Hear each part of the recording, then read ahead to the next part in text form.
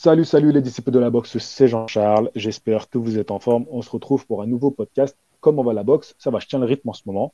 Et aujourd'hui, je suis heureux. Je suis vraiment heureux parce que ça y est, enfin, on n'y croyait plus. Cette annonce qui n'arrêtait pas de se faire, de se refaire, de se défaire, on n'y croyait presque plus. Mais j'avais le nez en ce moment. Je me disais, il y a moyen que. D'ailleurs, j'ai fait un sondage quelques heures avant l'annonce en disant vous croyez que c'est bon, c'est pour cette année, l'année prochaine, 2025, jamais. Et en fait, ils l'ont fait quelques heures après. Donc j'ai supprimé mon premier sondage sur Box Attitude pour en mettre un second en demandant de quel team les gens étaient, team Terence Crawford ou team Errol Spence Jr., car enfin on va l'avoir, ce super combat dans la catégorie des poids Walter. En plus, je suis accompagné aujourd'hui, je suis accompagné de Malik. Et Malik, il faut savoir que lui, il m'a bassiné avec ce combat. Il n'arrêtait pas de me dire, mais c'est bon, JC, c'est fait. Il m'envoyait des articles, des captures d'écran, des retweets. Et à chaque fois, ça ne se faisait pas. Et même lui, même Malik, il commençait un petit peu à désespérer. Et Malik, je l'ai invité aujourd'hui tout particulièrement pour qu'on reparle du combat qui fait polémique depuis quelques jours, qui enflamme la toile. C'est le combat Loma Heini. Malik, comment ça va? Salut JC, salut à tous, ça va très bien, merci. Je vais, comme à mon habitude dans les Comment va la boxe, je te rappelle qu'on traite de l'actualité récente de la boxe, qu'on parle aussi des annonces qui ont pu être faites, et donc on part des plus petites catégories et on remonte jusqu'à la catégorie des poids lourds. Malik, pour commencer, ben, c'est quoi? On va tout de suite aller dans la catégorie des super mouches, donc les moins de 52,1 kilos à peu près. Et dans cette catégorie des super mouches, on a eu un combat que bah, du coup, tu as dû voir. C'était en sous-carte justement de Aini Loma. C'est le japonais Junto Nakatani qui a remporté le titre WBO des super mouches en battant par KO dans le 12e round Andrew Moloney. Alors moi, j'en ai déjà parlé dans le précédent podcast. Donc Malik, je vais te laisser nous dire un petit retour sur ce combat-là. Déjà, j'ai beaucoup aimé ce combat. C'était un combat avec une grosse intensité. Je pense que Nakatani, il a montré que ce soir-là, c'était le meilleur. Et j'étais vraiment impressionné par sa versatilité, la manière qu'il a de mettre les coups, la manière qu'il a de prendre la distance. Moloney, il a montré un grand cœur, mais malheureusement, Nakatani, il était plus fort que lui. J'ai hâte de voir ce que ça va donner pour la suite de Nakatani. Je pense que maintenant, il va viser les unifications et j'ai vraiment hâte de voir ce que ça va donner. Potentiellement, pour toi, on tient un KO de l'année, même si l'année n'est pas finie, elle est loin d'être finie. Mais est-ce que potentiellement, on aurait là un KO de l'année? Ouais, ça fait partie pour l'instant des KO les plus impressionnants. Le décalage en partant sur la droite, le crochet, franchement, c'était très bien exécuté. Ouais, un super cross qui lui envoie plein fer pour le contrer. Moloney, il vient un petit peu s'empaler dessus. Surtout, ce qui est assez drôle, c'est qu'il a été super propre techniquement, Nakatani, tout le combat. Et puis là, c'est un peu pour dire, allez, vas-y, maintenant, je t'éteins, quoi. Vraiment, il envoie ce coup, terrible, terrible, terrible. C'est très impressionnant. Bah, d'ailleurs, alors là, c'est pas la miniature, mais ça sera la miniature de quand ça sortira en podcast, donc vendredi soir. Tu verras, ça sera vraiment le contre, le cross qui lui arrive plein fer que j'ai mis en miniature. Bref, je tenais à signaler qu'un autre japonais a remporté une victoire dans cette catégorie, c'est Kosei Tanaka, qui a remporté sa 19e victoire en battant le Colombien Pablo Corrillo par KO au 10e round. Il faut savoir que Tanaka n'a connu qu'une seule défaite contre le célèbre Kazuto Yoka. Kazuto Yoka, ça fait longtemps que je dois vous en faire une vidéo, les gars, parce que c'est le premier japonais de l'histoire du Japon à avoir remporté des titres dans 4 catégories de poids différentes. Voilà, de mémoire, hein, si je ne dis pas de conneries, c'est bien ça. En tout cas, voilà, il tient un record chez les Japonais du nombre de catégories où ils ont remporté des titres de champion du monde. Donc il faut absolument que je fasse un sujet sur lui. Bref, c'est pas, je m'éparpille comme d'habitude. Kosei Tanaka, est-ce que tu as vu le combat, Malik, ou pas? Non, non, j'ai pas vu le combat malheureusement. D'accord, mais bon, potentiellement, on sait que dans cette catégorie, les Japonais, il y a de quoi faire. Ouais, il y a beaucoup de Japonais dans cette catégorie. Ça peut donner des bons combats. Ah oui, oui, ah oui, carrément, carrément. Moi c'est mon rêve d'aller voir une réunion au Japon, enfin, de haut niveau, parce que j'ai déjà eu la chance de voir une réunion au Japon. La fameuse salle mythique où Hippo fait ses combats. Euh, et du coup, mais j'aimerais bien voir un championnat du monde, ça serait mon rêve. Tu vois, par exemple, Inoue Fulton qui arrive là en juillet. Oh là là, mais qu'est-ce que je rêverais d'y être, quoi. Ouais, c'est le combat qu'il faut voir, hein. Grave, grave, grave. On va passer à la catégorie des poids plumes, les moins de 57,1 kg. Très certainement ma catégorie favorite pour le moment en 2023, même si c'est vrai que chez les légers, commence à y avoir de très très beaux affrontements. Mais moi, cette catégorie, elle me plaît énormément parce que je sais pas qui va gagner quand je regarde un combat. Voilà, là, les pronos, je fais pas le malin. Et ce week-end, on a deux belles affiches qui arrivent en Angleterre. Les Anglais, c'est des fous furieux. Alors nous, en France, on galère pendant des mois pour faire une réunion. Eux, ils te font trois championnats du monde la même soirée en Angleterre, mais trois réunions différentes sur trois chaînes télé différentes. C'est des malades, c'est des fous furieux, c'est incroyable. Alors le premier, on va commencer par le championnat du monde. Donc en fait, c'est le champion du monde, Mauricio Lara, qui va affronter à nouveau Legwood. Donc c'est un combat revanche en Angleterre. Alors qu'est-ce que tu penses de cette affiche, Malik? Je pense que c'est une très bonne affiche, surtout que c'est une revanche parce que bah du coup le Mauricio Lara il avait mis KO la dernière fois qu'ils s'étaient rencontrés à la 7e reprise et j'ai hâte de voir en fait si Legwood il va faire les ajustements qu'il faut pour gagner. En plus j'ai vu passer des propos de Mauricio Lara qui dit qu'il s'est encore mieux préparé pour ce combat et qu'il prévoit de terminer le combat avant la limite plus rapidement. Donc, on Ouais, va, j'ai on vu. va voir si Legwood il a fait les ajustements qu'il faut. C'est un Mais rematch très t'y crois? intéressant. T'y crois, toi? Je pense que ça va être difficile. Honnêtement, C'est dur, hein. combler autant de... Ouais, c'est compliqué. C'est compliqué. Mais alors, peu importe, moi je trouve que Legwood, il est burné de le reprendre quand même. Ouais, totalement. Totalement. Il montre vraiment du courage. Et puis, en plus, c'est un combat dangereux. Comment il a été mis KO la dernière fois. Après, son entraîneur, il l'a arrêté. Mais c'est quand même dangereux de le reprendre. Ouais, carrément, carrément. Non, c'est dangereux. Et puis, après, c'est vrai qu'il est bon boxeur, Legwood. Il a montré des belles choses dans le premier combat. Mais moi, j'ai du mal à croire. Moi, alors, vas-y, je dis mon petit prono. Moi, je pense que Mauricio Hmm. Lara ça sera une confirmation. Alors, je pense pas, peut-être pas qu'il va le mettre KO plus rapidement, ce qu'il dit et tout, parce que comme c'est deux punchers et qu'ils se sont quand même fait mal au premier combat, ça risque d'être un combat peut-être un petit peu plus fermé. Quoique, avec eux, j'en sais rien, parce que Mauricio Lara, c'est un fou furieux. Mais je dirais que logiquement, c'est la logique quand deux punchers se réaffrontent. Ça veut que Hmm. ça soit un peu plus fermé et qu'on trouve la brèche peut-être plus en fin de combat. Je sais pas ce que tu en penses toi, mais je dirais, moi je mets ma petite pièce sur Lara, même si, attention, je condamne les paris sportifs et il ne faut pas le faire. Voilà. Ouais, pareil, pareil. Je pense que Mauricio Lara, il va le mettre KO en deuxième partie de combat. Mais après, là où Legwood, il peut avoir une chance, c'est s'il fait les ajustements techniques et surtout lever sa main, son bras arrière. Parce que lors du premier combat, son bras arrière, il était trop en bas et c'est pour ça qu'il a pris ce crochet. Donc, s'il fait les ajustements, ça peut être un combat plus compétitif, mais comme toi, je pense que Mauricio Lara, il va gagner par arrêt de l'arbitre, je pense. Bah, tu vois, alors, je lis quelques commentaires du chat, hein. Je rappelle que le chat, c'est les membres de la chaîne qui peuvent écouter en direct certains Comment va la boxe ou certaines interviews aussi. Et Jérémy, lui, pense carrément que l'Arabe a gagné par KO à la 4e reprise. Donc voilà, Ah il faudra ouais. pas perdre son temps. Et si c'est ça, bah, tant mieux, comme ça on pourra profiter des autres soirées boxe. Et notamment un autre championnat du monde aussi dans la catégorie des plumes. Encore un Mexicain qui vient en Angleterre, mais cette fois-ci, enfin en Angleterre, en Grande-Bretagne, cette fois-ci on est en Irlande du Nord.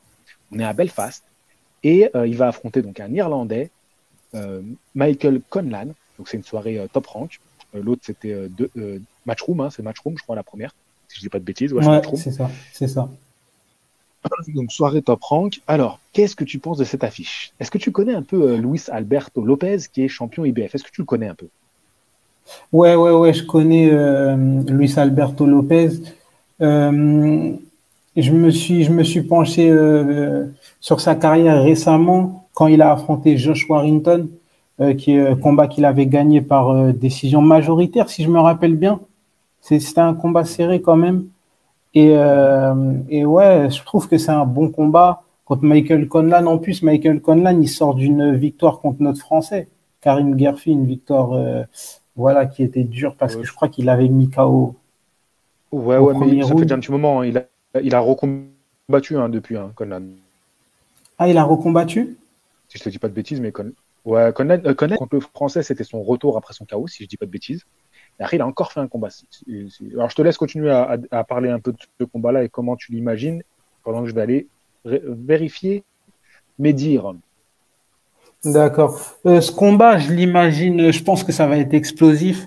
Après, je pense que l'expérience de Luis Alberto Lopez, et c'est d'ailleurs ce dont il a parlé durant cette Fight Week, je pense que son expérience, ça va faire la différence et je le vois bien gagner par décision unanime. Répète, qui te donne vainqueur par décision unanime? Alberto Lopez. D'accord, d'accord. Alors, tu as raison, Ouais. c'est bien son dernier combat, Karim Garfi. C'était en Ok. décembre 2022. Et avant, c'était Miguel Mariaga. Donc, en fait, il a fait deux combats après Legwood. D'ailleurs, je trouvais que quand même de prendre Miguel Mariaga, qui est quand même un boxeur expérimenté, pour un combat de retour après un gros KO, c'est pas rien. C'est assez risqué. Donc, et après, il a pris Karim Garfi. Euh, Ouais. Karim Garfi, qui quand même n'est pas dans sa catégorie de poids naturel. Hein, faut rappeler quand même que c'était un vrai poids coq. Puis après qu'il est Mm. monté et qu'il allait chercher certains défis. Mais bref, qu'est-ce que moi je vois? Lopez, il est assez surprenant comme boxeur, hein. Il est assez surprenant parce qu'il a une boxe pas facile. Il cogne dur quand même, mais il est assez Mm. imprévisible. On a l'impression comme ça que ça part dans tous les sens, mais c'est pas si mal ce qu'il fait, mais c'est troublant. En fait, j'ai du mal à le décortiquer. Tu vois, il a une boxe troublante, ça part un peu dans tous les sens, c'est varié.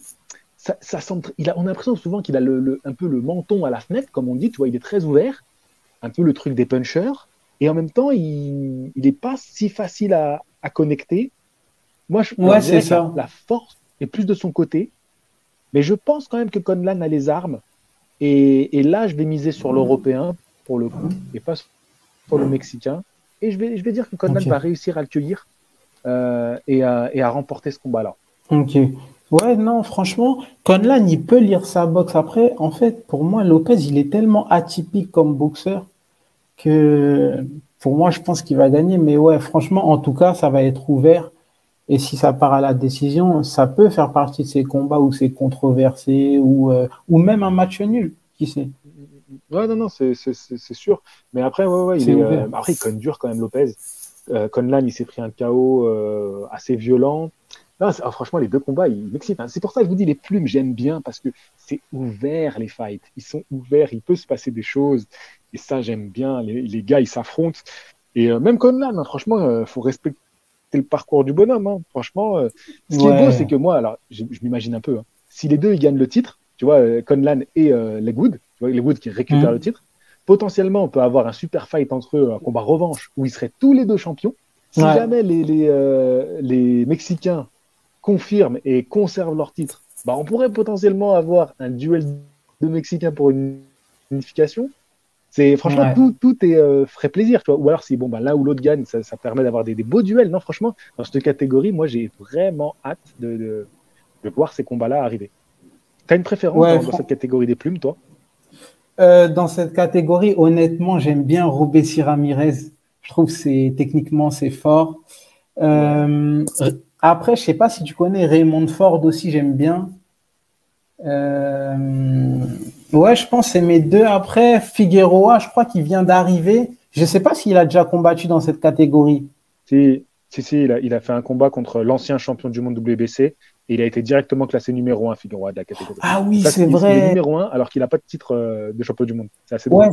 c'est vrai, tu l'avais dit dans une vidéo en plus. Après, Mm. voilà, BoxRec, c'est un algorithme. Mais ouais, en tout cas, j'aime bien Robesi Ramirez, j'aime bien Raymond Ford. C'est un petit, il est en train de monter, tu vois, donc je sais pas si les gens ils connaissent trop.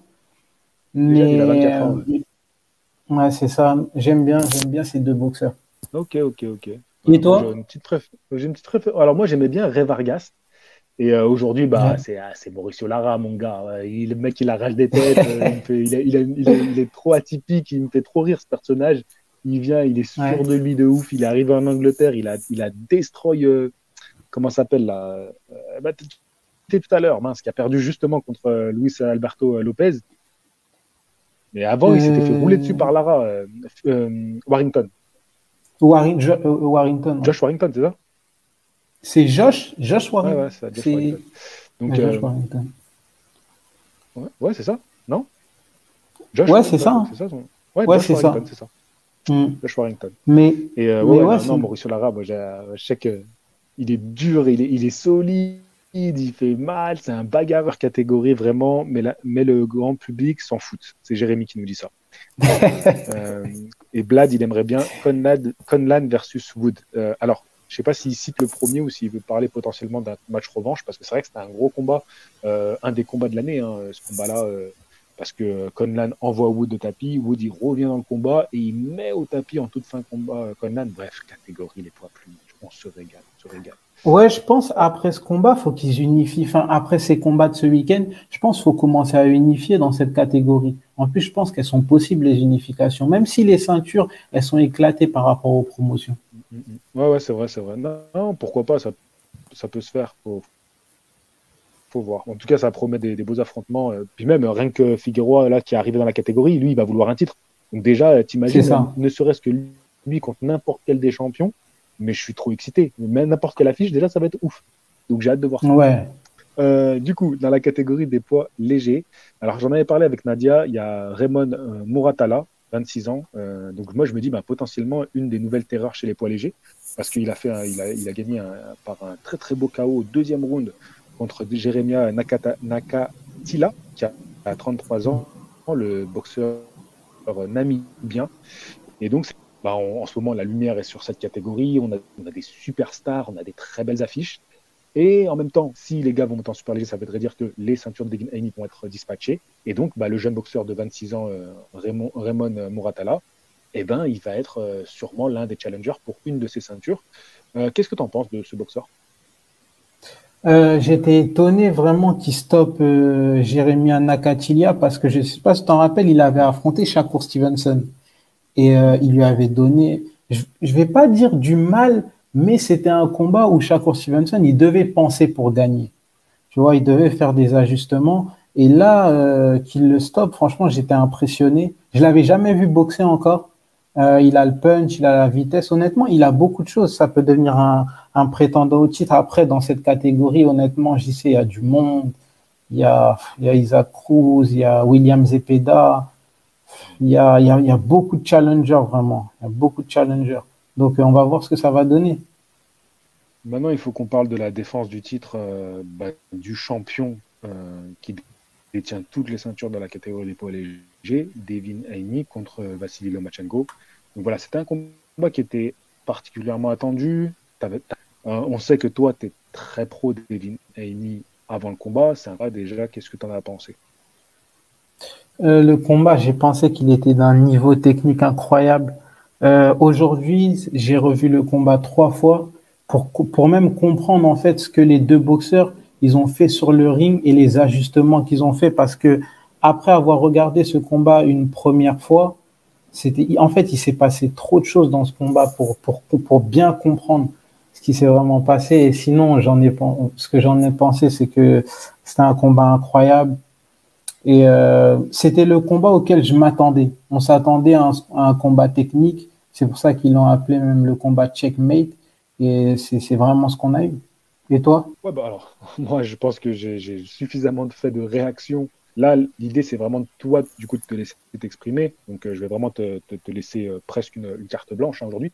Euh, Malik, très sincèrement, est-ce que tu ne pensais pas que Haney avait moyen de faire mieux que Teofimo Lopez? Si, je pense qu'il avait le moyen de faire mieux que Teofimo Lopez, mais je pense que dans ce combat, en fait, ce que Heini il a voulu montrer, c'était que il est capable de rester devant Lomachenko et entre guillemets de lui faire la guerre et de pas, tu sais, adopter sa stratégie qu'il fait souvent dans ses combats où il met le jab et il part, il recule, il met des feintes et il met le jab. Je pense qu'il voulait adopter une une autre tactique et c'est pour ça qu'on a vu les coups au corps à répétition du premier ou deuxième round, il n'arrêtait pas de mettre ses coups au corps. Donc, il avait une tactique précise. Après, Lomachenko, il a rendu les choses plus difficiles, je pense. Qu'est-ce qui, pour toi, parce que voilà, on sait que cette décision, je le répète pour ceux qui vivraient dans une grotte, mais la décision a fait beaucoup polémique. Il y a eu un gros mouvement de soutien envers Lomachenko pour dire qu'il ne méritait pas une défaite. Pour toi, comment tu arriverais à convaincre les gens, si voilà, imaginons que c'est toi qui étais le porte-parole de Devin Haney, disons, et des juges en tout cas, qu'est-ce qui, selon toi, fait la différence pour remporter les rounds qui étaient quand même des rounds très serrés? Ça, je pense qu'on peut tous se l'accorder. Ouais, honnêtement, c'était des rounds serrés. Je pense qu'a fait la différence, c'est la précision de Hané. Je pense que c'est aussi l'attitude, dans le sens où Hané, enfin du début à la fin, tu vois, il a essayé de marcher sur Loma, il a essayé d'imposer son physique, pardon, et surtout ce 12e round, il a fini plus fort, tu vois, que Loma. Donc, ouais, je pense que c'est ça. C'était des échanges serrés, mais je pense que Hané, il était plus décisif en fait. Je sais pas si je me fais bien comprendre. Il y a Blad qui nous dit quelque chose d'intéressant, qui parle de la. Il pensait qu'ils seraient plus sereins au moment du combat, et il trouve ils étaient sous pression quand même. La pression les a rattrapés. Qu'est-ce que tu penses de cette réflexion? Je pense du côté de Hané, définitivement, je pense la pression lui est un peu montée à la tête. On l'a vu même lors de la pesée, il était stressé quand même. Il était stressé même quand il parlait, il bougeait pas mal. Et bah voilà, il a même poussé Lomachenko. Et même en arrivant au combat, il avait un sourire, mais c'était un sourire nerveux, ça se voyait. Mais après, c'est normal. C'est normal. 24 ans, MGM Grand de Las Vegas, c'est Lomachenko en face, c'est de la pression sur les épaules. Et je pense que les Mais, deux, ils ont très bien géré cette pression. Mais mais je les sentais tendus au début du combat, en tout cas. Ça, c'est vrai. ouais, c'était un combat entre deux tacticiens, donc il savait que tous les détails allaient compter, hein. Voilà, ça c'est. Moi, je dis souvent, en toute humilité, si moi j'ai vu des choses, je sais que très bien que les boxeurs les ont vues, tu vois. Vraiment, sincèrement, j'en suis persuadé de ça.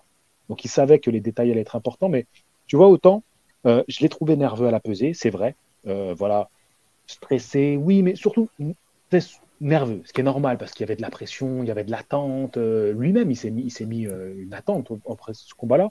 Mais tu vois, quand ils sont montés sur le ring, eh ben, j'ai trouvé Loma plus sous pression que Haney. Et tu vois, ça a été confirmé par ce qu'a dit Nadia qui était sur place. Et elle m'a envoyé des vidéos des boxeurs vraiment quand ils passent devant elle, tu vois, avant de monter sur le ring. Et elle le dit, tu vois, dans la vidéo. Et moi, je trouvais aussi un relaxé de monter sur le ring que Loma qui avait un peu plus de pression, j'ai eu l'impression. Mais bon, il y avait de la pression des deux côtés, on va pas se mentir. Qu'est-ce que tu penses de ça? Elle confirme, Nadia. Ouais, Elle est là, après, elle confirme. après moi, je pense que Lomachenko, il était plus focus. Je pense, enfin, en tout cas, moi, j'ai pas ressenti de la pression. Moi, pour moi, c'était de la concentration sur son visage. Alors que Hané, quand il est arrivé, même sa marche jusqu'au ring, il souriait, mais tu sentais qu'il était stressé. Tu vois, moi, je l'ai Oui, plus oui, oui, non, ressenti mais comme c'est sûr. ça. Non, mais évidemment, Ouais, évidemment, Loma je dis pas hyper qu'il allait. concentré. Ouais. Alors, Jérémy veut nous lancer directement sur pourquoi il n'y a pas de soutien pour Eni, qui se prend une déferlante alors qu'il mérite des remerciements pour ce qui euh, amène et accorde à la boxe depuis que Canelo est sur la fin. C'est intéressant ça. Alors, je voudrais pas trop griller les étapes parce que voilà, l'idée c'est vraiment qu'on prenne le temps d'en discuter tous les deux. Euh, Par rapport à, toujours, on va rester un petit peu sur le combat parce que je pense que c'est important d'en parler, de revenir à l'essence même, c'est-à-dire la boxe. Pour revenir à la boxe. Mm. Parce que j'entends beaucoup de choses, j'entends beaucoup de débats, mais revenons à la boxe. Combat serré, tu vois, je sais pas si t'as, enfin si, je sais, parce que j'ai vu ton long message sur ma vidéo d'aujourd'hui. Euh, Il y a un truc, tu vois, quand les gens parlent, ils te disent oui, c'était serré, oui, c'était des rounds, je savais pas à qui les donner, mais Loma, tu vois, mais Loma. Et je trouve que c'est un peu facile. C'est-à-dire que quand même, il y a ce truc de remporter les rounds. Qui remporte les rounds? Tu vois, qu'est-ce qui fait la différence dans les rounds?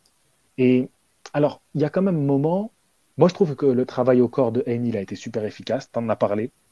Je trouve que le fait qu'il ait cette volonté de répondre à chaque fois, c'est-à-dire que dans les échanges, quand il y a des échanges, eh ben, Haney, il essaie toujours d'avoir le dernier coup, le dernier mot, tu vois, pour dire. ainsi dire le dernier mot.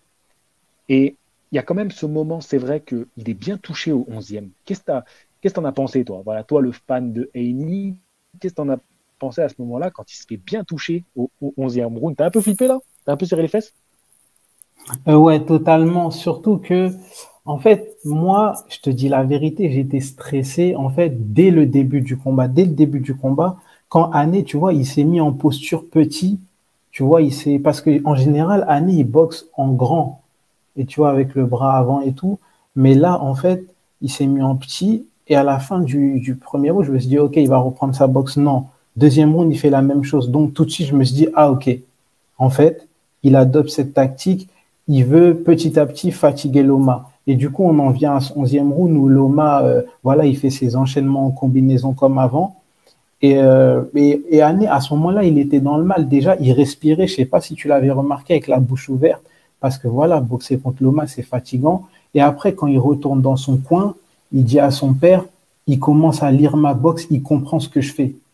Et là, c'est un moment important parce que j'ai l'impression que son père, il n'avait pas exactement, enfin, la réponse qu'il fallait lui donner dans le sens, la réponse tactique, tu vois. Et du coup, en allant au 12e année, il a dû s'ajuster sur lui-même, tu vois, faire des ajustements sur le tas. Et c'est là où j'ai compris que, en fait, le niveau technique, il était incroyable dans ce combat et que Année, techniquement, il est vraiment bon. Non, c'est son meilleur combat à Heini, hein. Clairement, c'est son meilleur combat. Et donc, tu as pu voir, même toi, Malik, que Loma, c'est aussi le meilleur adversaire qu'il ait jamais eu. Parce que, comme tu l'as dit, là, il était face à un bourbier pendant 12 rounds. Et c'était très, très compliqué. Moi, je vais te dire, quand je l'ai vu commencer le combat, premier truc que j'ai dit à Thomas, qui est avec moi, qui a regardé le combat avec moi, c'est on voit tout de suite la tactique de Heini. Et j'ai dit comme ça devant ma télé, super tactique. Super tactique. Il met le pressing tout de suite, il avance, il prend le centre du ring, il avance, il fait reculer Loma. Et on voit tout de suite la volonté d'aller chercher au corps. Et j'ai apprécié. J'ai dit, OK, il s'est calqué sur la stratégie de Teofimo Lopez, un peu ce que Teofimo Lopez avait à montrer, et il va appliquer ça. Et ça m'a beaucoup plu. Et ce qui est marrant, c'est qu'au deuxième round, je reprends confiance. Enfin, pas que je reprends confiance. C'est parce que c'était un combat équilibré, mais je me dis, ah, Loma, il peut le faire parce que il a enclenché plus vite, Loma. Au deuxième round, Hum, déjà, il commence à enclencher. Il n'a pas mis trop de temps avant d'entrer dans le combat, tu vois. Assez rapidement, il a commencé à faire son combat. Et après, bon, c'est allé crescendo. Et c'était mais très dur à juger les rounds. Moi, pareil, comme toi, je l'ai revu plusieurs exactement. fois. Et à chaque fois, à la fin des rounds, je fais, oh là là, C'est, putain, ce c'est, bourbier quand même à dire lequel des deux après le round. c'est Euh, ça, des swing rounds. mm. Tactiquement, tu dis, ouais, son père avait peut-être pas trop de propositions à lui donner. En même temps, de l'autre côté aussi, on a vu du côté Loma, Loma, il a eu du mal à trouver les combinaisons qui rentraient, hein. C'est plus vers la fin que le bras arrière, il commence un peu à le faire rentrer. Mais tu vois, il a eu du mal à justement à briser la tactique de combat de Heini. Euh, Encore une fois, bon, je reviens à cette question, mais pour toi, sur quel point ils ont été gagnants, tu vois, chacun des deux. Tu vois, est-ce que on va dire, c'est la tactique de Heini, c'est le physique de Heini, tu vois, c'est sur quel point il a été gagnant, tu vois, par rapport à Loma. Loma, là où il a été gagnant, et j'ai jamais vu un adversaire faire ça, c'est annuler le jab de Hane. J'étais choqué qu'il ait fait ça. Mais ça, tu vois, encore une fois, je l'ai découvert en regardant le combat une deuxième fois et une troisième fois. La façon dont il a neutralisé le jab de Hane, j'étais vraiment impressionné. Et en fait, il a tellement neutralisé que, je sais pas si tu as ressenti ça aussi, mais Hane, en fait, il avait peur de le mettre. Il Exactement. le mettait plus, il allait directement au corps, ou alors il mettait une feinte, il allait au corps. Et Et Loma aussi. Loma aussi a eu ouais, beaucoup de mal à imposer son jab. En fait, ce qui est marrant dans ce combat-là, c'est que aucun des deux n'a gagné le duel du jab. c'est ça. Ils ont réussi à en mettre des très beaux. Attention, c'est des boxeurs de haut niveau. Mais tu sais, le duel du jab, celui qui impose son jab, tu peux pas dire il y en a un des deux qui a gagné le duel du jab. C'est ça. C'est impressionnant. Ils ont tous les deux Hmm. annulé le jab de l'autre. Et après, d'ailleurs, Ouais, le coup qui rentre bien du côté de Loma, ça va être directement le bras arrière, qui va réussir à mieux faire rentrer. Mais même lui, son bras avant, donc du coup son bras droit, c'était difficile de l'imposer à Heini. ouais. Et là Vas-y, je te où, laisse continuer. là où je trouve Anne, il a été bon, c'est comment il a suivi Lomachenko, tu vois. Même quand Lomachenko, il pivotait avec lui, tu vois. Mhm. Et je me suis dit, purée, il est explosif, il est rapide, Anne, parce qu'il était beaucoup plus lourd que Lomachenko. Mais sur les jambes, il était tout aussi rapide. Donc, je pense qu'il était bien préparé. Et ouais, je pense que c'est les deux choses que j'ai surtout retenues. Après, il y avait tellement de choses, il s'est passé tellement de choses dans ce combat. Mais ouais, les ajustements qu'ils ont fait, c'est du haut niveau. Et ah oui, pour revenir sur quelque chose, je pense que le Loma qu'on a vu contre Ané, c'était une meilleure version que le Loma qu'on a vu contre Teofimo Lopez. Parce que contre Teofimo Lopez, après, il y avait cette blessure à l'épaule. Après ça, on ne sait pas vraiment si c'était le cas. Mais surtout, il a mis plus de temps à démarrer contre Teofimo. Alors que là, contre Ané, et c'est aussi du crédit pour Ané, c'est qu'il savait qu'il fallait démarrer vite. Il ne pouvait pas laisser Ané prendre même 2, 3, 4 rounds. Il fallait qu'il démarre vite. Donc, il y a ça aussi que j'ai noté. Alors là, on va rentrer sur un point où on va pas être d'accord, Malik. Je te dirai Hum, après pourquoi je suis pas tout à fait d'accord avec toi. Mais je voulais juste dire un autre point fort de Haney, c'est que Haney était plus constant sur les rounds. Tu vois? C'est-à-dire que Loma, il avait des temps forts et Ouais, c'est vrai. après, il avait des temps presque vides. Tu vois? Vous avez besoin de récupérer. Alors que Haney, moi, j'ai trouvé que sur l'ensemble du round, il était plus régulier. Tu vois ce que je veux dire? Hum. Ouais, ouais, non, Et totalement. Et je C'est pense que ça peut influencer le juge ouais. aussi. Il va se dire, bon, ben, sur l'ensemble du round, c'est vrai qu'à un moment donné, Loma, il a été top, mais je pense que ça aussi, ça peut convaincre le juge, du coup, donner le round à Amy. Ouais, c'est totalement ça. C'est le travail au corps, tu vois, la consistance. Je sais pas si tu as remarqué quand Lomachenko il retournait vers son coin, il respirait fort. Tu vois, même le bassin, tu voyais que il respirait fort. À un moment, il monte sa tête et en bas il y a un seau et vraiment il est la tête, il essaye de prendre de l'air, tu vois. Donc ouais, c'est le travail au corps qui a fait la différence, je pense. C'est Hané, il était plus consistant en fait dans son travail. Quand tu regardes le combat, tu vois la tactique de Hané, mais c'est moins impactant pour les fans de boxe parce que en fait c'est un travail au corps. Alors que quand Loma il touchait, tu sais, c'était des touches à la tête et surtout ce que j'ai pas aimé chez Hané, c'est que en fait sa tête elle allait en arrière. Donc c'était flagrant que Loma il le touchait par moment, même s'il y a des coups qu'il a évités, tu vois. Donc voilà, c'est comme j'ai dit, c'est la consistance de l'année, je pense, qui a influencé les juges à donner une décision unanime. Ouais, et puis ce qui va un peu contre Amy aussi, c'est que, par exemple, quand tu dis, voilà, c'est le moment où tu vois la tête qui part en arrière, en fait, du côté de Loma, tu voyais un coup net arriver. Et Hmm. du côté de Amy, les combinaisons étaient souvent dans des moments d'échange. Donc ça peut paraître un peu plus brouillon. Donc tu vois un échange, tu dis, ah mais du coup, qui c'est qui a plus touché dans cet échange-là? Et je trouvais que justement dans ces moments d'échange-là où tous les deux essaient de s'attaquer, en général, c'était plus Heine qui remportait ces échanges-là. Soit parce que à des moments même il travaillait bien justement ça c'est encore en regardant le combat, de rester sur les appuis et quand Loma arrivait, d'essayer d'enclencher même tout de suite l'uppercut, tout de suite à l'intérieur et aussi finir les actions. Parce qu'il voyait que Loma, souvent, il travaillait sur une combinaison, et après, il avait un Hmm. temps d'arrêt. Et là, il essayait d'enclencher Heine. Maintenant, là où je vais être un peu contre ton avis, on va dire, par rapport à Lopez, j'ai trouvé qu'il y a des moments dans le combat où Loma avait vraiment montré des signes de fatigue dans ce combat-là. Ce qui est assez rare chez Ouais. lui, tu vois. Et je, je reste encore persuadé qu'un Lopez, dans ces moments-là, il aurait eu ce côté instinct de tueur qui fait que tu te jettes sur ton adversaire pour essayer de le mettre KO. Et je trouve Hmm. que ça, c'est un truc qui manque à Amy, qui lui manque vraiment, tu vois. Cette volonté de, parfois, tu sais, vraiment, il est dans son combat, dans son truc, dans sa tactique, et parfois de switcher en mode tueur, tu vois. Ça, c'est un truc qui lui manque, et peut-être que c'est ce qu'il fait aujourd'hui, donc peut-être que maintenant, ça peut nous faire une transition vers bah, l'après-combat et tout ce qui s'est passé après le combat. C'est ce Ouais. qui fait que je trouve que ça crée de la frustration chez le spectateur et même dans le monde de la boxe entre un gars qui dit bah voilà, je vais terminer Loma, je vais lui finir sa carrière, je suis le meilleur, tu vois.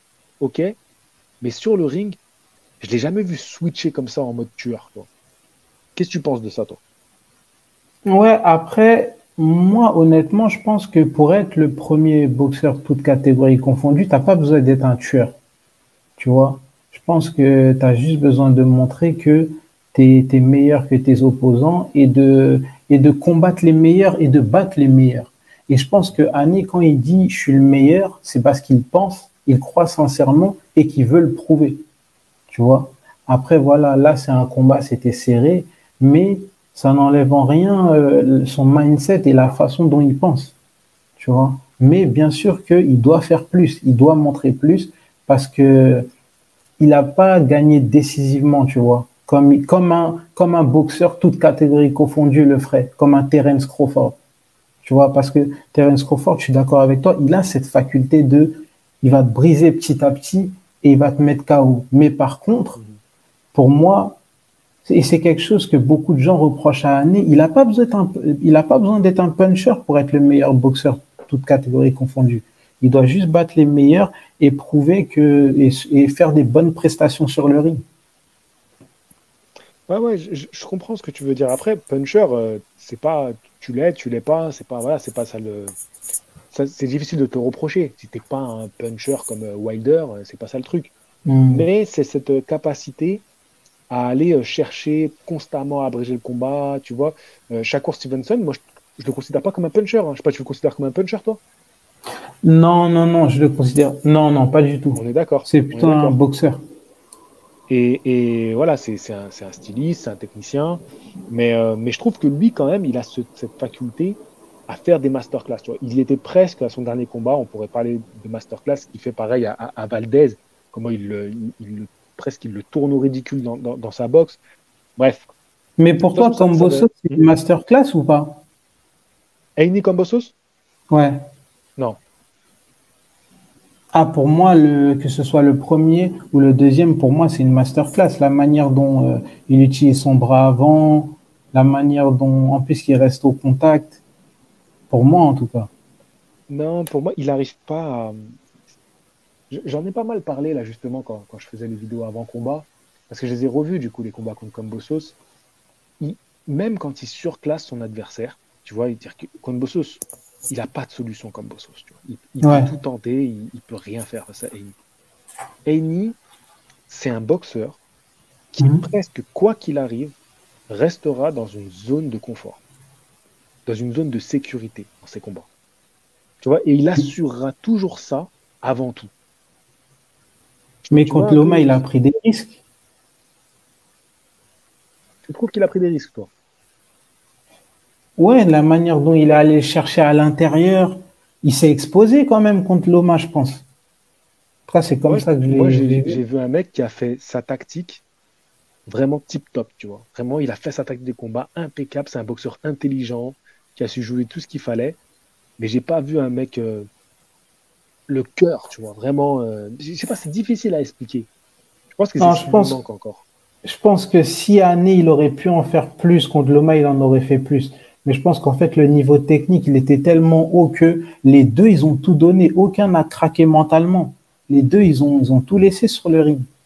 Et même Loma, en conférence de presse, il dit, enfin, j'étais largement en avance. Je pensais que j'étais largement en avance. Du coup, j'ai laissé ce round 12, tu vois. Mais je pense que il était exténué à la fin. Ouais, ouais. Après, c'est Non, et comme puis, ça que je l'ai ressenti. Et après non, aussi, tu vois, excuse-moi de te couper, non, mais vas-y. Ané, déjà, il est plus jeune et il n'est pas dans sa catégorie de prédilection. Il y a ça qu'il faut prendre en compte aussi, tu vois, quand on parle du physique, je pense. Euh, je vais passer maintenant un peu à l'après-combat. Il y a eu pas mal de débats autour de Ennis. Comment aujourd'hui les gens le considèrent? Mhm. Est-il un boxeur du top 10? Voilà. Par rapport à tous ces débats qu'on a entendus, toi, c'est quoi ton avis là-dessus? Par rapport au classement pound for pound, enfin, toute catégorie confondue, je pense que la réponse c'est aujourd'hui. Ring l'a mis huitième, huitième, je crois. ESPN, ils l'ont mis neuvième. Je pense que il est champion incontesté, donc son palmarès parle pour lui. Il a affronté un cinquième champion du monde dans sa carrière, alors qu'il a que 24 ans. Enfin, voilà. Je pense que il fait partie des meilleurs boxeurs du monde. Et je pense qu'il l'a prouvé en battant Lomachenko. Après, le problème, c'est que, en fait, le classement Pound-for-Pound, c'est des opinions. Ça veut dire, moi, je peux te dire que pour moi, il fait partie des meilleurs boxeurs, toutes catégories confondues. Mais il y en a d'autres qui peuvent te dire non, tu vois. Et il y en a d'autres qui peuvent te dire oui. Donc, c'est des opinions, je pense. Ok, ok. Euh, Aujourd'hui, Heini, par rapport aux autres gars de sa génération, champion ou pas champion, hein, dans cette catégorie, parce que on pense à un Gervonta Davis qui n'a jamais détenu une ceinture dans cette catégorie-là, on pense à Shakur Stevenson qui a détenu des ceintures dans les catégories en dessous. Est-ce que tu penses c'est quoi le message qu'il a envoyé aux autres? Le message qu'il envoie aux autres, c'est comme il l'a dit à Shakur Stevenson quand il est monté sur le ring après le combat. Il a dit, c'est moi le numéro un. Et Shakur Stevenson, il a dit, ouais, pour le moment. Mais tu vois, c'est exactement ça le message. C'est que aujourd'hui, Anne, il a pris les risques pour devenir champion incontesté. Donc, celui qui veut devenir champion, il doit passer par lui.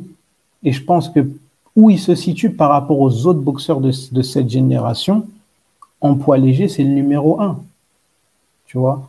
Là, je vois Blad qui dit que Anne est classé troisième box-rec, mais box-rec, c'est un algorithme. Par ring, il est classé premier parce qu'il détient toutes les ceintures. À ring, c'est quand ça t'arrange, du coup. Non, pas du tout. Mais c'est Ah, la, je t'ai c'est entendu, il la. y a quelques temps, je t'ai entendu très critique envers ring. Non, bien sûr, leur classement pound for pound, je suis très critique. Mais quand tu détiens la D'accord. ceinture ring, JC, t'es le meilleur de ta catégorie, on est d'accord. Mhm. La ceinture ring, elle veut dire que t'es le meilleur de la catégorie. Pas ring, selon ring. Ouais, c'est vrai, c'est honorifique. Mais Selon ring. bah, si on prend les classements des fédérations, Anne, il détient toutes les ceintures des fédérations. Mhm. Donc, si quelqu'un veut devenir le boss de la KT, il doit passer par lui. Mhm. Mais alors, moi, je te dis ça parce que là, parce que tu citais Boxrec et Ring, mais pour moi, Heini est numéro un. Pour moi, il est numéro un. Boxrec, Ring, il n'y a même pas discussion en fait, parce que déjà, Shakur Stevenson, il a fait un seul combat chez chez les légers et il a battu le numéro 8. Ce qui est super, hein. Gervonta Davis, bon, quoique ces derniers temps, il a fait beaucoup de combats en léger. Mais son dernier combat, c'est soi-disant un catchweight avec un super léger. Ouais. Donc c'est très difficile aujourd'hui de dire qu'il est devant Heini. Et pour moi, Ouais. Heini, en remportant le combat contre Loma, pour moi, il bat l'un des cracks de la catégorie. Donc, il mérite largement la place de numéro un. Moi, j'aimerais revenir un peu sur un truc qu'on peut entendre et qu'on dit, c'est Loma, j'ai l'impression qu'on le remet en question parce qu'il y a cette polémique autour de ce combat contre Heini. Et j'arrive pas trop à comprendre qu'est-ce qu'on peut remettre en question et en cause chez Loma. Lomachenko, pour toi, c'est pas un top 10 mondial? Non, je pense pas. Je pense que déjà, avant ce combat, je l'avais dit, Lomachenko, il méritait pas d'être à la septième place. Pour moi, il faisait pas partie avant la signature de ce combat des sept meilleurs boxeurs, catégories confondues. Tu vois, et année avant ce combat, il était même pas dans le classement que je disais ça. Et après ce combat, aujourd'hui, Ring, ils ont actualisé leur classement en toutes catégories confondues et il est à la dixième place. Tu vois, pour moi, il y a des boxeurs qui sont pas dans le classement pas comme Germal Charlot qui devraient être dans ce classement. Termal? Germel, pardon, j'ai Ah ouais, confondu tu m'as les fait peur, frères. hein. J'ai confondu les frères. Tu vois, Ah, tu m'as fait Germel peur. Charlot, il devrait être dans le classement, par exemple. Tu vois, oui, Ok. il boxe pas beaucoup, mais quand même, c'est le champion incontesté des poids super welter. Il a battu tout le Ok. monde. Ouais, il a battu tout le monde. Charlot, tu connais un petit peu son parcours. Il est Mmh. allé chercher les ceintures les unes après les autres. Tu as suivi un Ouais, peu. Qui c'est dans la catégorie des légers qui allait récupérer les ceintures les unes après les autres? c'est Lomachenko. C'est Lomachenko. Ouais, Grâce à qui Heini, il a aujourd'hui pu, en un combat, récupérer toutes les ceintures. grâce à lui-même. Non, non, non, non, non, c'est trop Parce facile ça. que, attends, Il y a un travail dans la boxe qui est fait et tu ne peux pas ne pas reconnaître ce boulot de Loma d'être allé ratisser toutes les ceintures. Il y a une grande d'accord. différence. entre battre un mec et récupérer tous les titres et aller chercher 3, 4 champions. Il y a une grande différence. On est d'accord là-dessus. Oui, non, je suis totalement d'accord avec toi, mais je disais, le Kambosos, il avait battu Teofimo. On est bien d'accord. Année, Ouais. il a battu Kambosos. Donc, il a battu celui qui a battu, il a battu Teofimo, qui avait battu Loma. Et ensuite, Année, il a battu Loma. Donc, enfin, c'est un cercle, ça revient au même. Il a battu Alors, Kambosos et il a battu Loma. Le seul qu'il n'a pas battu, c'est Teofimo Lopez. Donc, Année, il mérite quand même d'être dans le classement, toutes catégories confondues, quand même, je pense. sauf que c'était pas la question que je t'ai posée à la base. C'était, moi, je comprends pas ce truc de dire, parce que moi, je t'ai dit, Heini, pour moi, il est numéro un. Je te l'ai dit. Moi, je comprends pas Hmm. ce truc parce qu'il y a une polémique sur le résultat et qu'il y a des gens qui défendent Loma et d'autres qui défendent Heini, qu'on commence à dire, ouais, mais du coup, Loma, Ah quand non, même, moi, son honnêtement, classement j'y d'origine, sais. c'est ça la question que je t'ai Non, posée. moi, C'est là que je t'ai dit, c'est pas honnêtement, normal d'en arriver à dire ça parce que déjà, regarde, on a eu un grand combat de boxe, un grand combat technique. Et en ouais, disant ça, en disant que ouais, mais Loma, c'est même pas vraiment un top 10, tu vois, finalement, ce qu'il a fait, il était protégé. En fait, en disant ça, tu discrédites même la qualité de la victoire de Heini. En fait, en fait, c'est à ça que je veux t'emmener, tu vois. Il faut que tu fasses d'accord. attention à ce que tu dis parce que Heini, il a battu un top 10 ring, toutes catégories confondues. Un vrai grand combattant qui a une histoire incroyable. Et il faut faire attention quand, après, parce qu'il y a une polémique, on commence à détruire l'autre en face. Tu vas dire, ouais, tu vas détruire un peu ce qu'il a fait, parce qu'en fait, on fait tout s'écrouler. Et c'est pas à ça qu'on doit arriver. Aujourd'hui, ce qu'on doit dire, et je tiens à l'entendre de la part des passionnés de boxe anglaise, c'est qu'on a eu un Haney qui prend de la maturité dans sa boxe, qui devient meilleur à Hmm. chaque combat et qui a battu un grand boxeur, qui a un parcours exceptionnel, qui est un grand nom de la boxe. Tu vois ce que je veux dire? Oui, non, mais je suis totalement d'accord avec toi, mais moi, en aucun cas, j'ai remis en cause ça. Et c'est pas parce qu'il y a eu la polémique autour de ce combat que je dis que Lomachenko, il mérite pas d'être dans le classement. Moi, je le dis depuis. En fait, tu me connais. J'ai le même discours, même avant que ce combat il soit signé. Je disais que Lomachenko, il mérite plus d'être dans le classement à la 7e place parce que il fait pas partie des meilleurs boxeurs toutes catégories confondues pour moi. Ça, c'est mon avis. Comme je l'ai dit, le classement par enfant, c'est des opinions. Ensuite, s'agissant enfin de tout ce qu'il a eu protégé, ça aussi, c'est ce que je ressens. Lomachenko, dans sa carrière, il a eu certaines opportunités que d'autres n'ont pas eues et qui continuent à avoir d'ailleurs, tu vois. Comme par exemple, quand je parle de cette WBC franchise qu'il a eue, et que c'est pour cette raison qu'on a appelé année email champ, c'est des faits, c'est avéré, tu vois. Après, il y a plein de choses, il y Le a plein de problème choses que qu'on je a, pourrais dire, mais voilà. le problème qu'on a, c'est que là, en fait, on rentre dans le débat d'une fédération complètement pourrie et de toutes les fédérations en réalité, mais ça a pété aux yeux du monde avec la WBC, qui est en train de se transformer petit à petit en une sorte d'UFC de la boxe anglaise. Le problème Hmm. qu'on a, c'est que quand j'entends ton discours, moi, ce qui m'inquiète, c'est quand on voit un mec comme Loma, qui s'est battu pour obtenir rapidement des titres, pour aller chercher des titres, pour aller chercher des boxeurs. Dans sa carrière, il a 3 défaites. Les Ouais. trois, elles sont hyper serrées, hyper discutables. Contre Salido, contre Hmm. Teofimo Lopez et aujourd'hui contre Heini. Donc les 3 fois où il perd, c'est au top niveau. C'est vraiment le top du top. Jamais on lui a roulé dessus. Canelo, quand il perd contre Bivol, personne va te dire ah, c'est serré, Canelo Bivol, il y a moyen de. Non, Bivol, il tape Canelo. Hmm. Canelo, lui, il a profité de passe droit de la boxe. Lui, la WBC, ils lui ont fait des dingueries. Lui, quand il est pris pour dopage, frère, dopage, on rigole pas là. Il fait six Ah, mois de mais je suis suspension, il d'accord. revient direct, il prend Golovkin. Là, il y a des passes droits de fou. En fait, il faut faire attention avec ce que tu Mais dis je sur suis. Loma. Oui, il y a des trucs et tout qui peuvent t'énerver, mais Loma, Oui. c'est un parcours de fou furieux. Et aujourd'hui, il faut dire bravo. Quand après, il a une nouvelle chance pour tous les titres là, c'est pas un cadeau. Quand il prend Nakatani et Comet en 2021, il fait un parcours que quasiment personne fait, hein, parce que tu sais qu'il y a des passe droits dans la boxe. Lui, il a eu un titre WBO, donc dès qu'il monte, il va être challenger pour le titre WBO. Loma, quand il perd ses titres contre Lopez, lui, il fait un vrai parcours de challenger, ce que beaucoup d'autres ne font pas. Beaucoup, comme ils ont un nom, Lopez, Teofimo Lopez, il monte en léger, il a rien fait. Il a rien Je suis fait, il fait que d'accord. des combats bidons. Et là, il va avoir un combat pour le titre.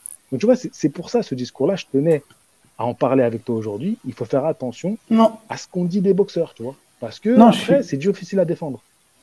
non, je suis totalement d'accord avec Canelo et j'étais le premier à dénoncer que Canelo, comme Lomachenko, il a demandé cette WBC franchise alors que c'était Germal à l'époque, c'était son challenger. Mais déjà, pour revenir au combat serré, le problème dans les défaites de Lomachenko, c'est qu'à chaque fois, sa team, dès lors qu'il y a une défaite, ça parle de vol. Là, Egis Klimas, à la conférence de presse de l'année, il a parlé d'un vol. Contre Teofimo Lopez, il parlait d'un vol. Contre Salido, voilà, c'était la même chose. Donc, il est là le problème aussi. Moi, je veux bien que en fait, il y a un écart entre combat serré et vol.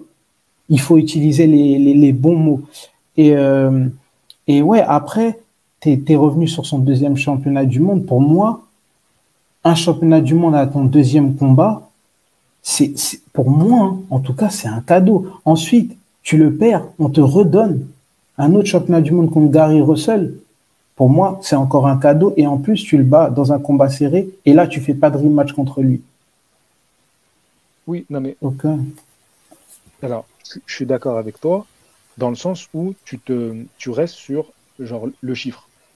Oui, Hmm. dès son deuxième combat, il a un championnat du monde, il le perd et il a une nouvelle chance. Mais tu sais très bien que c'est pas si simple, que c'est pas aussi simple que ça.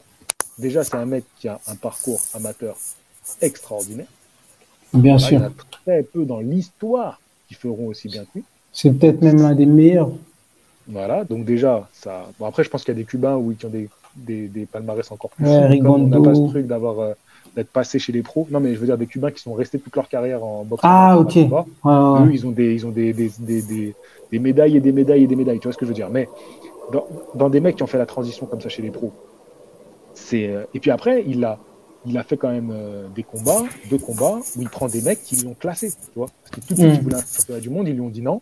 Donc il a fait un combat qui l'a classé, tu vois. Et en fait, c'est un mec qui a cette volonté d'aller chercher vers des titres, un peu comme l'a eu Heini. En fait, c'est pour ça que, et en fait, moi, je suis dans le discours d'être reconnaissant envers le parcours de certains boxeurs, vraiment reconnaissant. Heini, il avait cette Hmm. volonté d'aller chercher les ceintures, mais c'est pas parce qu'aujourd'hui il y a une polémique Heini-Loma que le pro Heini doit dire ouais, mais Loma, en fait, quand même, il avait perdu ce combat-là, il a eu une nouvelle chance. Non, non, non. Quand il a perdu, on lui a volé le combat, on lui a craché dessus. Ça, c'est une réalité. Que derrière, il a accédé à un autre combat pour le titre, c'est mérité. C'est pas un passe-droit, c'est mérité, le gars qu'il a eu. Il a eu ça. Donc, en fait, on peut pas hurler au vol. Et quand il y a un mec qui obtient justice, dire ouais, mais attends, il a obtenu justice, mais quand même, tu vois ce que je veux dire. En fait, après, on dit Ouais. n'importe quoi, en fait. Tu vois ce que je veux dire. Ouais, non, après, honnêtement, là, sur ça, on a des opinions, tu vois, divergentes, mais je comprends ce que tu veux dire, je comprends ce que tu veux dire, tu vois. Je comprends totalement. Et après, par contre, moi, attention, je dis ça, mais j'assume les défaites, je les donne. Je dis contre Teofimo Lopez, j'ai fait une vidéo pour expliquer que pour moi, il avait perdu. Je ne suis pas dans le Mhm. discours du fan qui va dire non, mais il s'est fait voler, il a perdu, truc comme ça. Non, non, non, j'analyse la boxe, tu vois. Toujours, c'est la boxe en priorité. Je ne suis pas là pour dire Ouais. moi, je porte le drapeau de tel ou tel boxeur. C'est pas ça Mhm. l'important. Mais, Ouais, ouais, excuse-moi. mhm. Ouais, c'est ça, je suis totalement d'accord avec Nadia. Au lieu de célébrer un combat magnifique, on en fait limite un drame. Moi, c'est ça qui me fatigue, c'est ça. Moi, en fait, c'est ce combat, on aurait dû le célébrer. Ça me saoule, en fait, toute cette polémique. C'est dommage. C'est vraiment dommage. Mais ouais, Ben, excuse-moi.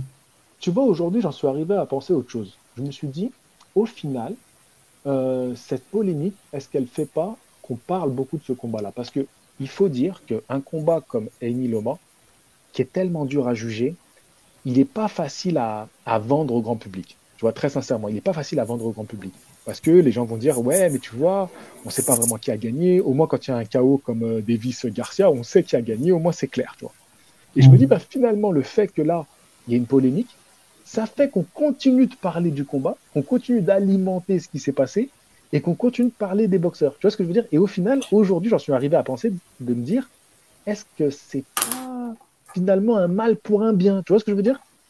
Ouais, ouais, non, je vois totalement ce que tu veux dire que le combat il attire de l'attention. Je vois ce que tu veux dire, mais en fait, je sais pas si on en parle pour les bonnes raisons. On devrait en parler dans le sens purée. On a le combat, le niveau technique qu'on a eu sur le ring, c'est digne des plus grands. C'est un grand combat de boxe, c'est un des meilleurs combats qu'on a vu cette année et des dernières années des poids légers. C'était technique, mais au lieu de ça il y a un débat pour savoir qui a gagné. Alors que, voilà, les juges ils ont décidé qui a gagné, tu vois. Donc, je trouve que c'est ça qui est dommage. Mais ouais, je comprends totalement ce que tu dis. Et quand même, oui, ça leur fait de la pub et on parle de ce combat, on parle des deux boxeurs. Ouais, d'une certaine manière, ça fait de la pub autour du combat. Est-ce que toi, aujourd'hui, tu penses qu'ils vont aller vers une revanche? Hum, réellement, non, je pense pas, parce que Ok. au vu de ce qui s'est dit déjà sur les réseaux par Devin Haney, de ce qu'a dit la team de Lomachenko, et on sait très bien que Haney il a du mal à faire les poids légers. C'est compliqué. Après, c'est pas impossible, mais c'est compliqué. C'est compliqué. Est-ce que tu penses que les réactions de Heine après le combat, tu vois, Hmm. comment il a. On sent qu'il a été, qu'il a été affecté par tout ce qui se Hmm. dit, voilà, les réactions, les petites vidéos qui sortent à droite à gauche, le fait que la team Loma, elle lâche pas, tu vois, elle râle sur les réseaux. Il est Ouais. affecté quand même. Et il est passé d'un boxeur qui était plutôt discret, un mec qu'on peut considérer comme un mec, comment dire, tu sais, qui a introverti. Hmm. Et d'un seul coup, ça devient le mec qui répond sur les réseaux, qui clash, même qui trash talk un peu, parce que le côté du parler de Dirty Boxer, d'ailleurs, je sais pas si tu as dû m'entendre dans ma vidéo, j'ai bien dit, c'est quand même Loma qui est plus accrocheur dans le combat, tu vois, et ça c'est une réalité, parce que tu as vu les gens, Hmm. et en fait voilà, c'est ça que je voulais t'amener. Tu vois, comme il a dit, oui, Loma, ça va être un Dirty Boxer, forcément, quand tu dis ça, tu as vu les gens, ils ont sorti toutes les photos où c'est lui qui lève les coudes, tu vois, et j'ai l'impression que c'est en train de se retourner contre lui, et lui, c'est un peu l'effet boule de neige. Il continue de suralimenter. Hmm. Et comment tu vois ça finir, en fait? Tu vois ça aller Des- jusqu'où? par rapport à aller jusqu'où, par rapport à quoi? Eh ben, c'est-à-dire, est-ce que pour toi, il va devenir ce gars qui, dès qu'il a un combat, va être dans la polémique? C'est-à-dire qu'il va commencer à Hmm. sortir des dingueries avant, puis faire un truc pendant, et puis dire des choses après. Tu vois, est-ce qu'il va, du coup, à chaque fois suralimenter, devenir un peu un personnage, ou est-ce que Ouais. il va essayer d'apprendre de ses erreurs, tu vois, comme tout grand homme ferait? Ouais, déjà, pour commencer, je pense que, en fait, euh, peu importe qui parle ou non, je pense que ça y est, maintenant, il est dans une catégorie, tu vois, il est dans une catégorie de, comme il l'a dit, tu vois, vilain un peu. Tu vois, je pense que du moment où il a poussé Lomachenko à cette pesée, et on l'a senti dès l'arrivée sur le ring, il était déjà hué. Tu vois, il était déjà hué. Donc, et je pense qu'en fait, ce qui l'a énervé, c'est qu'il veut prouver qu'il est grand. Il affronte le futur Hall of Famer Vasil Lomachenko, mais les gens, ils le, ils lui accordent pas de crédit. Et je pense que c'est à ce moment-là la bascule où il s'est dit, et ça je parle après le combat, hein, il s'est dit bah ok, bah, j'ai fait tout ce que je pouvais pour leur offrir du spectacle. J'ai abandonné ma boxe pour leur offrir du spectacle et ils me traitent comme ça. Bah ok, maintenant je vais jouer le rôle du vilain à fond et en plus ça va faire vendre. Donc je pense qu'il est arrivé à ce point où il va pas faire des dingueries, insulter tout le monde et tout, mais c'est ça la beauté à propos de Hannes, c'est que même quand il parle pas, il y a des gens qui vont trouver des choses à dire à la moindre action, tu vois, qu'il va faire. Donc je pense qu'ils l'ont placé dans une catégorie et que je vais te dire la vérité, peut-être c'est pas plus mal pour sa carrière parce que dans tous les cas, on sait très bien que de par sa boxe et de par son caractère, c'est jamais quelqu'un comme un Gervonta Davis qui aurait été adulé des foules, tu vois. Et moi, c'est comme ça que je le vois. Ok, ok. Donc, un peu sur les pas d'un Floyd Mayweather, toi, tu dirais. Ouais, malheureusement, parce que je pense que en termes de personnalité, je pense que Devin Haney, c'est quelqu'un qui aurait pu apporter beaucoup plus à la boxe, tu vois, parce que je pense pas que c'est quelqu'un de méchant comme Mayweather, mais je pense qu'il va jouer ce rôle de vilain. C'est un peu tôt dans sa carrière, mais on va voir ce que ça va donner. Il peut se passer beaucoup de choses aussi. Alors, je ne sais pas si Floyd Mayweather, on peut le considérer comme méchant, mais je dirais que c'est un calculateur, tu vois. Et tu Hmm. vois, et j'ai reçu un message tout à l'heure suite à ma vidéo que j'ai sortie d'un pote. Et pour lui, quand il a écouté ma vidéo, pour lui, Haney fait une mauvaise com, tu vois. Je sais pas si tu vois ce que je veux dire. Hmm. Pour lui, Euh, il com- fait des erreurs de communication. En fait, en insultant Bob Arum, en ayant poussé Loma, pour lui, c'est des erreurs de com. Et par exemple, tu vois, il faisait comparatif avec Loma. Il me disait, tu vois, Loma, on lui reproche d'être mauvais en com, mais il parle pas. Et ouais. Eni, c'est l'inverse. C'est de la com qui se retourne contre lui. Tu vois? Après, honnêtement, non, je pense. Après, ça dépend, on entend quoi. Par exemple, la promotion, moi, je trouve que Annie, il fait une excellente promotion. Quand tu vois les vidéos qui sortent sur son YouTube, quand tu vois les interviews qu'il fait, par exemple, quand il était en interview avec GQ, c'est quelqu'un, toi et moi, on l'a dit, il parle bien, il présentait les ceintures, les fédérations, les systèmes. Et c'est dans le sens là où je t'ai dit, c'est quelqu'un qui aurait pu apporter beaucoup à la boxe parce que je pense vraiment que c'est un bon ambassadeur de la boxe et ça va le rester, tu vois et qu'il y a beaucoup de gens qui sont intéressés par son profil. Même quand on l'a vu, peut-être ce combat, il avait lieu en Arabie Saoudite et tout, différents pays, même l'Angleterre de par Eddie Hearn. Mais pour revenir au sujet, non, je pense que c'est pas quelqu'un qui gère bien ça, qui gère mal ça comme. Je pense que jusqu'à certains moments, il est jeune et il a besoin en fait de faire sortir certaines choses, comme il a dit à propos de Bob Arum. Tu vois, Et mais des petits, honnêtement, des boxeurs, tu vois, jeunes, honnêtement, c'est l'un des boxeurs qui gère le mieux ça comme, je trouve. Et est-ce qu'on peut envisager que tout ça, il le calcule en fait?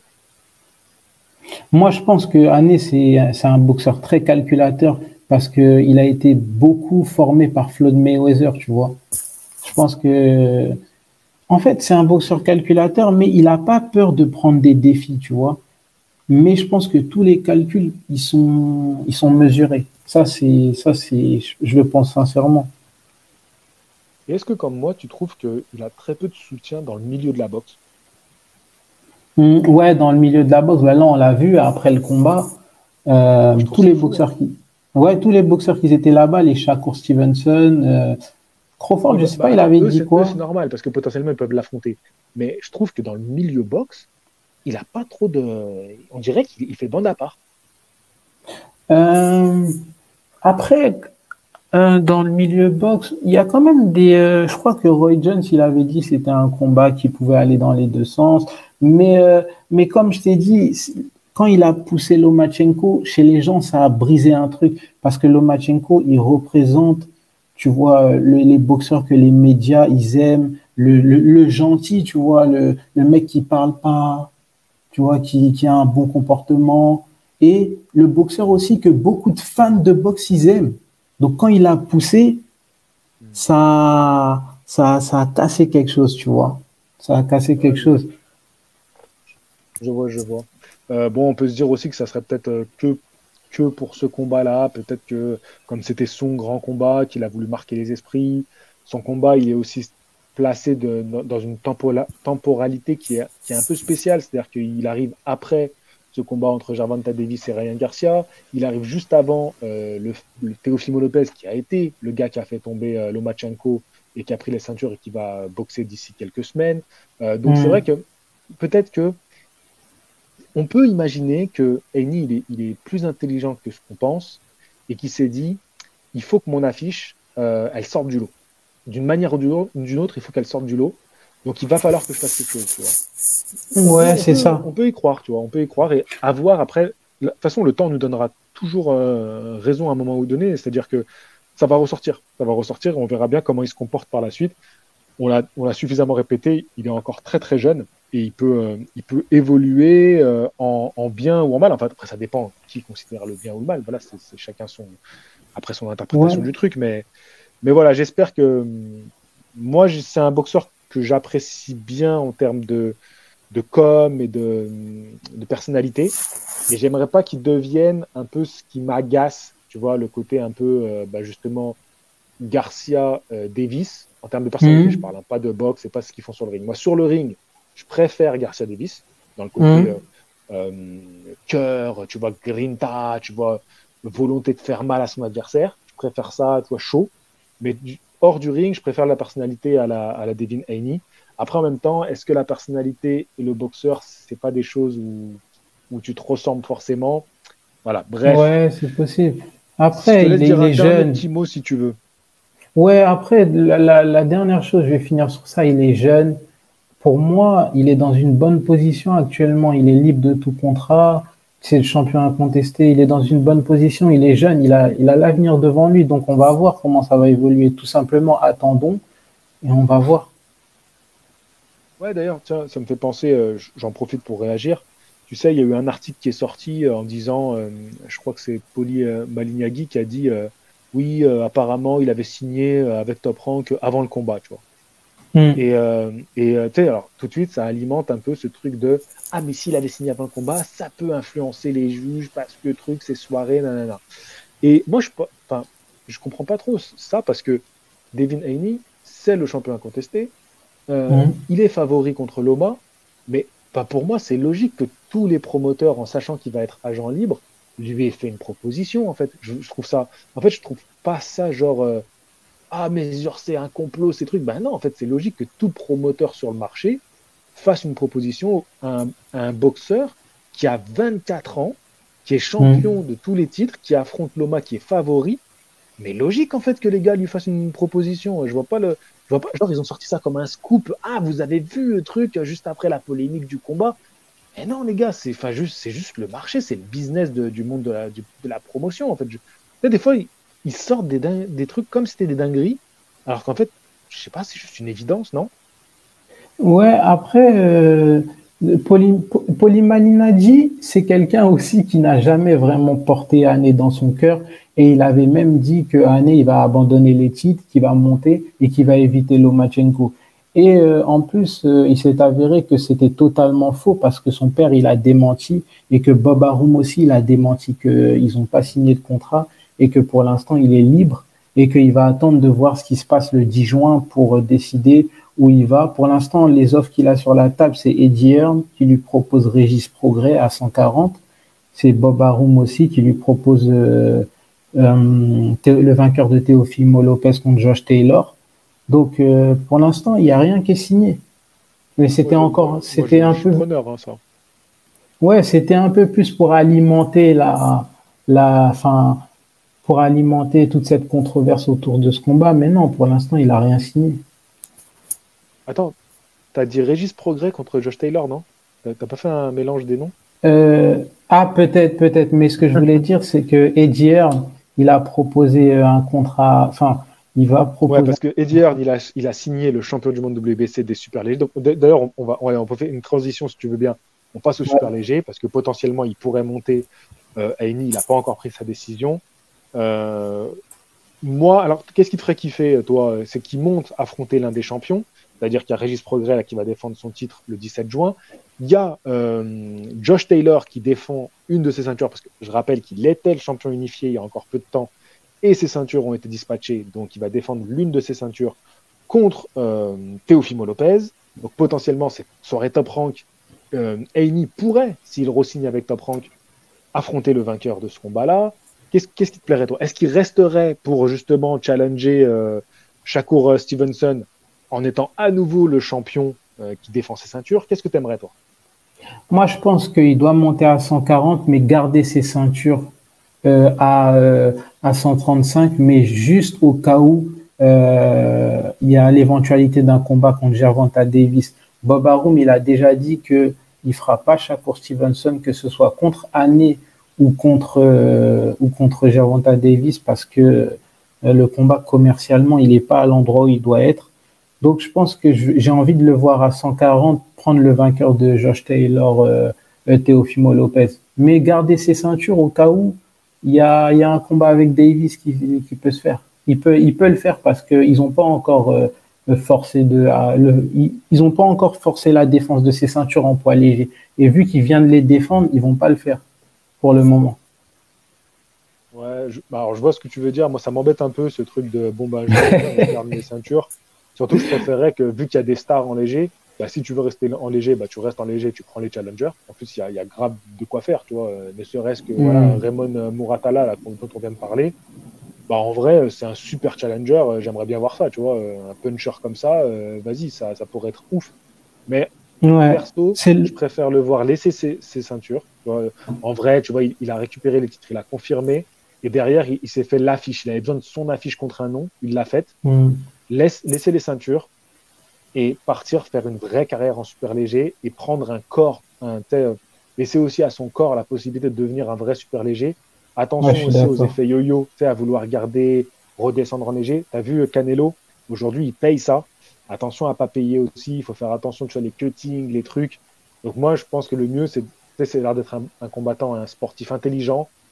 Travaille, fais une prise de masse, fais-toi un vrai corps de super léger, après de poids Walter, pour pouvoir faire une carrière comme ça qui a du sens. Et en plus, surtout en super léger, il y a de quoi faire, tu vois. Il y a, bah, aujourd'hui, bah, moi Ouais. j'aimerais bien voir contre Régis Progress, c'est ce qui m'intéresserait le plus. Et, Mm. euh, et voilà, donc il y a des combats intéressants qui arrivent. Je vais passer au fil, si ça ne te dérange pas. Vas-y, Euh, pas de souci. on a suffisamment fait le tour autour de ces gars-là. On aura d'autres occasions d'en reparler très certainement. Ouais. Euh, J'aimerais parler de Katie Taylor qui a fait une montée justement en super léger, qui détenait, elle, les ceintures des légers, un petit peu à la Devin Haney. Et elle a affronté Mm. Chantel Cameron et ben, elle a perdu au point. Est-ce que tu as vu ce combat? Ouais, j'ai regardé ce combat. Honnêtement, elle est montée en super léger et clairement, dès le début du combat, tu vois qu'il y a une différence de gabarit, Oh il y a oui, une différence c'était fou. de force. C'est même dans l'impact des coups. Chantel Cameron, elle s'est tout de suite imposée. Et c'était, même si techniquement elle essayait Katie Taylor de placer des combinaisons, c'était trop compliqué. C'était trop compliqué. C'est dur en plus, c'était à la maison, en Irlande, Ouais. devant son public. Oh, le public irlandais, c'est un main event féminin. Les gars, tu vois elle est menée, tu vois quand même dans le combat et tout. Mm. Les gars, ils sont à fond, ils chantent, ils soutiennent, ils supportent. Oh là là, enfin, franchement, ça m'a fait plaisir de voir un public comme ça. Ouais, avec Conor McGregor. Et en plus, tu vois, ils ont ramené un petit peu de stars. Il y avait les autres femmes aussi. Je sais plus comme Alicia Baumgartner. Ouais, c'est vrai. Ouais, elle Il y avait du commentait. monde. Franchement, les femmes, elles font des belles réunions. Et d'hier, le Matchroom, ils font des belles réunions, vraiment. Ah, très, très, très, très sympa. Eh ben, tiens, si on passait au Walter, l'annonce qui vient de tomber, bah écoute, Malik, je vais te laisser réagir à cette annonce. Moi, je ferai ma vidéo qui sortira samedi matin. Alors voilà, j'annonce un petit peu comment je vais procéder. Samedi matin, je sors Mhm. une vidéo où je vais lire tous les commentaires sous le sondage que j'ai mis sur Box Attitude et sous la petite photo que j'ai mis sur les podcasts de Box Attitude, donc là où vous écoutez à l'heure actuelle le podcast. Eh ben, j'ai mis une petite publication jeudi soir. Donc, n'hésitez pas à aller commenter et je lirai tous les messages dans une vidéo qui sera sûrement une vidéo assez longue. Mais voilà, on célèbre un peu l'événement et j'aurai l'occasion d'en reparler quand on s'approchera de l'événement. Donc, maintenant, ici, je laisse Malik nous dire ce qu'il pense de cette affiche. Ouais, c'est une affiche qu'on attend depuis tellement longtemps. Depuis tellement longtemps. Le premier podcast qu'on a fait, j'y sais, c'était sur ce combat, sur Errol Spence contre Terence Crawford. Donc là, il y a quelques heures, ils ont annoncé ce combat. Ça va être le 29 juillet au T-Mobile Arena de Las Vegas. Donc, ils vont s'affronter pour que quelqu'un devienne le premier champion incontesté de l'histoire des poids welter. Peut-être pour la place de, bon, deuxième, premier, toutes catégories confondues, deux invaincus, les deux meilleurs de la catégorie, honnêtement. Donc, enfin, il y a pas mieux dans cette catégorie. C'est le combat qu'on attend depuis des années. Depuis des années, tout simplement. deux mecs dans leur prime. Euh, Qu'est-ce que je peux dire de plus? Bah, une préférence? T'as une préférence entre les deux? Ouais, moi je suis team Bud Crawford. C'est un boxeur que j'aime beaucoup. J'aime bien sa façon de switcher, sa façon de s'adapter, sa façon de penser sur le ring, les ajustements qu'il fait. J'aime bien son côté méchant aussi. C'est un boxeur. Ça, ça va te faire bizarre d'être pour un boxeur qui met des KO. Je crois que t'es pas prêt à ça, toi. Non, parce que j'aime beaucoup Wilder, j'aime beaucoup Golovkin aussi. Donc, je peux Ok. aimer les punchers, mais aussi les boxeurs, donc ça dépend. Non, non, j'ai hâte, j'ai hâte, j'ai hâte. Et Ça va toi? être. Alors moi, c'est clair et net, là, je suis Team Crawford. Tu sais, moi, je découvre Crawford Gamboa en Oh direct. là Ah, là, c'était il y a un en bail, ça. Je découvre direct. ça en direct. Oh, je te jure, Oh j'oublierai là là. jamais ma découverte de Crawford. Parce que Gamboa, c'était quelqu'un à l'époque. Gamboa, tu Ouais, sais, c'était les premiers highlights un peu d'Internet. En plus, ouais, Gamboa, il avait un nom stylé, tu sais. Donc, il y avait ouais. pas mal de vidéos qui circulaient sur lui, il mettait des belles combinaisons, des KO et tout. Hmm, Et je regarde ce combat, il se ouais. fait atomiser. Mais atomiser. Il a plus de jambes, plus rien. Et je dis, mais Hmm. c'est quoi ce mec, Terence Il Crawford? était Et là, invaincu à je suis l'époque. remonté dans le bateau. Et à Ouais. tout jamais, je n'ai jamais quitté ce bateau. Ce bateau, il a tout traversé. Même les Vikings, ils n'ont pas fait autant de route que ce bateau de Crawford.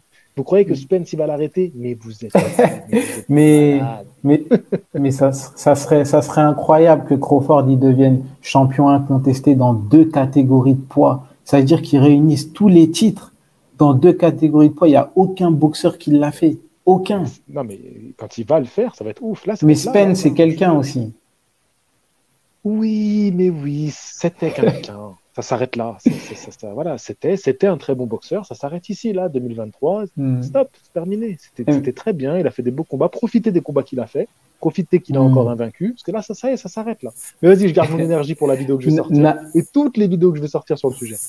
ouais, Nadia, elle veut qu'on revienne sur les boxeuses. Ouais, Clarissa Shield, là, le 3 juin, en plus, ça a changé d'adversaire. On a vu ça Bon, aussi. on dirait un petit mot dans les combats à venir. Ouais. On va continuer notre trame. La propagande de Nadia n'aura pas d'influence sur nous. Mais on va parler d'une boxeuse. On va avoir un petit clin d'œil pour une boxeuse dans quelques instants parce Hmm. qu'on va passer au super moyen. On fait encore un bond de quelques catégories. Et je tiens à vous annoncer une belle soirée boxe en France qui aura lieu dimanche soir. Ouais. Kevin Lele Sadjo, champion EBU des super moyens, qui va chercher à obtenir une nouvelle ceinture, la ceinture WFBO intercontinentale, en affrontant Sven Elbir. Donc, je ne sais pas si je l'ai bien prononcé. Donc, c'est à Créteil, en France. Malheureusement, je ne pourrai pas regarder cette soirée boxe. Je suis bien vert. Je pars quelques jours avec des potes à Séville, en Espagne. On va kiffer. Donc, j'aurai pas avec moi de quoi regarder Bien le ça. combat. Et puis voilà, je coupe un peu de YouTube et de la boxe. Ça va être très difficile, mais donc je rattraperai cette soirée un peu plus tard. Et en sous-carte, il y aura LM Mekaled. Donc ça me fait très plaisir. C'est son combat retour depuis sa défaite aux États-Unis, où d'ailleurs Hmm. Nadia était aussi présente. Donc je pense que Nadia va être bien contente d'apprendre que LM est de retour LM est de retour sur le ring. Et il y aura aussi également le jeune Bakary Samake qui a seulement 19 ans et qui commence à se faire un petit nom dans le monde de la boxe en France. Un petit mot sur cette soirée, Malik. Ouais, belle réunion. Belle réunion. Ça fait toujours plaisir de revoir de la boxe en France. Il affronte un boxeur, ouais, c'est Sven Elbir, Kevin Lele Sadio, donc il est 60e mondial. C'est pour une ceinture, je crois, c'est pour une ceinture WBO pour se classer, donc c'est bien. Intercontinental. Ouais, c'est ça. Ouais, Ouais. c'est bien, ça va le classer. Donc ouais, c'est intéressant. Et aussi le retour de Hélène, pardon. Et c'est pas mal. On va voir comment elle s'est remise de sa défaite. J'espère qu'elle va revenir fort. Et le Bakary Samake aussi, on va regarder ça. Bah, c'est vrai que c'est un peu dommage parce que LM, j'ai appris, bah là, j'ai vu il y a 2 jours, je crois qu'elle combattait. D'ailleurs, il faut que je lui envoie un petit message. Ça aurait été, si je l'avais su un peu avant, je l'aurais invité Hmm. pour qu'on puisse discuter, Tu faire l'avais une petite invité en plus interview sur déjà. son combat et tout. Mais après, tu vois, depuis son combat, je l'ai pas réinvité. Et ben écoute, on fera une petite interview avec elle. et ben pourquoi pas, peut-être pas la semaine prochaine, ça va être chaud pour moi, mais peut-être dans 2 semaines, voilà, on reviendra sur tout ça. Je vais passer au mi-lourd. Au mi-lourd, donc moins de 79,3 kilos. On a eu aussi une annonce assez sympa. Le 19 août prochain, on aura Arthur Beterbiev qui défendra ses 3 ceintures contre Callum Smith. Qu'est-ce que tu penses de cette affiche? Ça sera au Canada. Je pense que c'est une grosse affiche. C'est un combat dont on parle depuis pas mal de temps, toi et moi. C'est une belle affiche. Je pense que c'est une affiche plus ouverte que certains pensent, même si je vois Arthur Beterbiev favori. Et je pense surtout que c'est une affiche décisive pour les poids mi-lourds parce que si Arthur Beterbiev il gagne, les ceintures elles restent à top rank. Mais s'il perd, les ceintures elles vont à matchroom et il y a un potentiel Callum Smith contre Dimitri Bivol. Donc, ça va être décisif ce combat pour la catégorie. Ouais, c'est vrai. Ça foutrait les boules quand même que si Callum Smith il gagne et que derrière on ait Smith Bivol. Je t'avoue Ouais, que je pense que je l'aurais un peu en travers de la gorge. ouais c'est ma plus grosse peur. Hein. Moi, je veux Beterbiev Bivol. Mais bon. Ouais, franchement, clairement, c'est ça le combat qu'on attend tous. Hein. Ouais, non, non, clairement. Mais en tout cas, ouais, moi, je suis comme toi. Je pense que c'est une affiche qu'il faut pas. Elle est plus ouverte que ce qu'on pense. Et j'ai hâte de voir ce combat. Ça va être une belle opposition. Donc, moi, j'ai hâte de voir ça. Et puis, en plus, c'est deux mecs qui cognent. Et en sous-carte, on aura Christian Mbili. Ça, c'est aussi très Ouais. bon à savoir. Christian Mbili qui fait de plus en plus de connexions avec Top Rank. Et ça fait plaisir. Ça fait vraiment plaisir. C'est ça. Je passe au lourd léger. Voilà, rapidement, c'était une autre soirée qu'on a en Angleterre ce week-end. Le champion WBO des poids lourds légers, Lawrence Okouli, qui défendra son titre contre Christian Billam-Smith. Et ça sera donc à Bournemouth. Excusez-moi si j'ai très mal prononcé, en Ouais, Angleterre. c'est ça. Ouais, c'est ça. Donc, moi, toi, tu l'aimes bien, Okouli, donc je te laisse en dire un petit mot. Ouais, je trouve que c'est un bon boxeur. Je l'ai connu parce qu'il a le même entraîneur que Tyson Fury, si je me souviens bien. Sugar Hill, je crois il s'appelle. Donc, ouais, c'est une boxe technique, ça va vite. Après, il est pas très attrayant enfin, vis-à-vis des foules. Tu vois, c'est pas quelqu'un qui va se faire lever les foules et tout, mais il est bon. Il est bon et c'est un combat qui m'intéresse aussi. Je pense que je le regarderai dimanche après les 2 autres combats des poids plumes. Ok, alors après chez les poids lourds, on se disait avant de commencer le podcast avec Malik que l'actualité des poids lourds, elle est par rapport à l'année boxe qu'on a, où on a de plus en plus de belles affiches, les meilleurs qui s'affrontent, bah, c'est vrai que chez les poids lourds, on reste un petit peu sur notre faim, même beaucoup sur notre faim, on va pas se mentir. Et on a quand même eu Joseph Parker qui a fait son retour un petit peu en toute discrétion en Australie. Joseph Parker, je vous rappelle qu'il est néo-zélandais.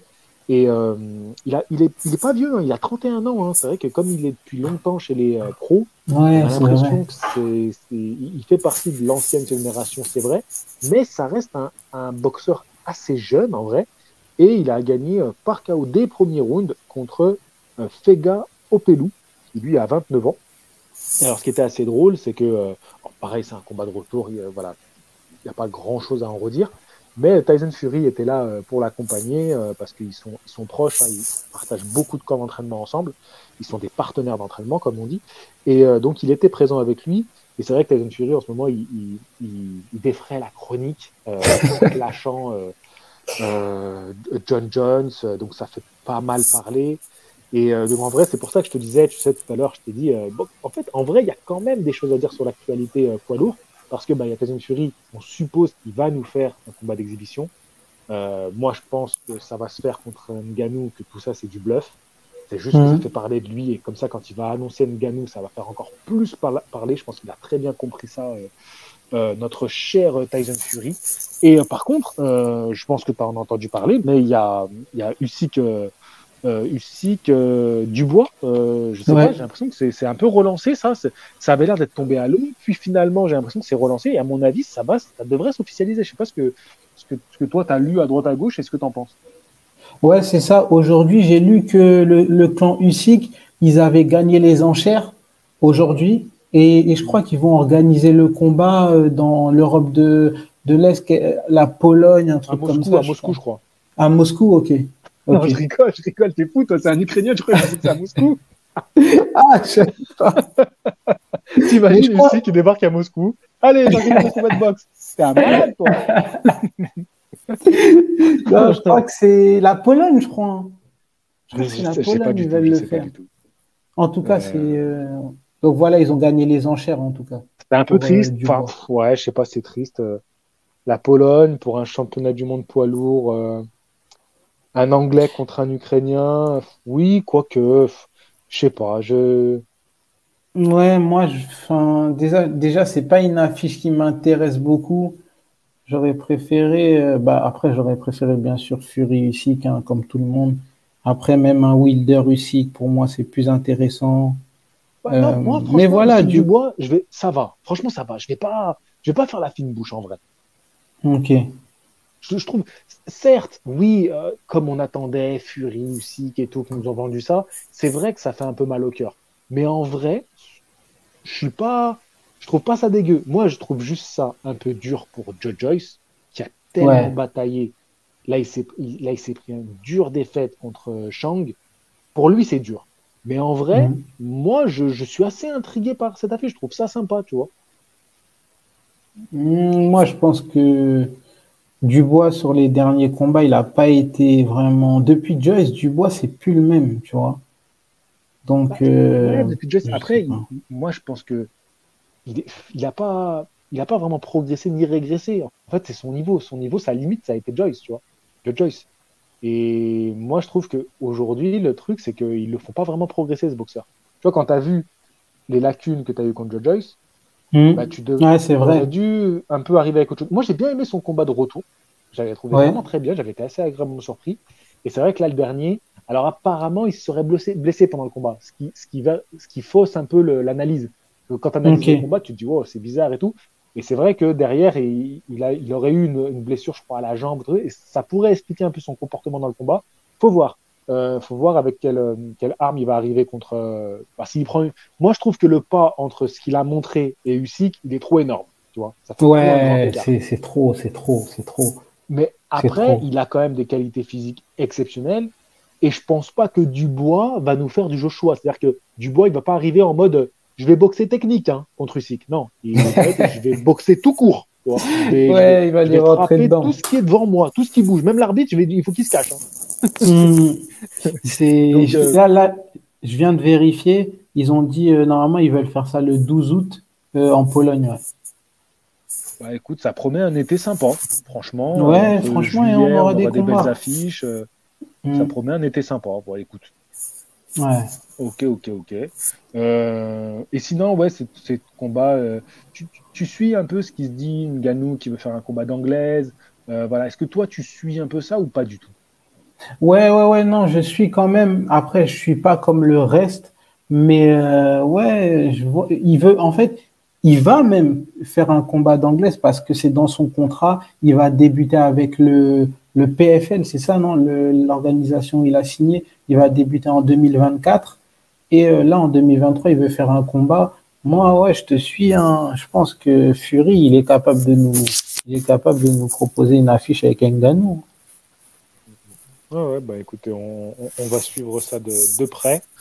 De toute façon, on n'a pas le choix parce que tout le monde va nous parler de ça. Et après, ouais, alors moi, je suis très pro Ngannou, hein, ça, c'est mon gars. Hmm. Genre, vraiment, ça fait un moment que je veux faire une vidéo sur lui parce que je trouve qu'il apporte un truc de fou dans le monde des sports de combat en ce moment.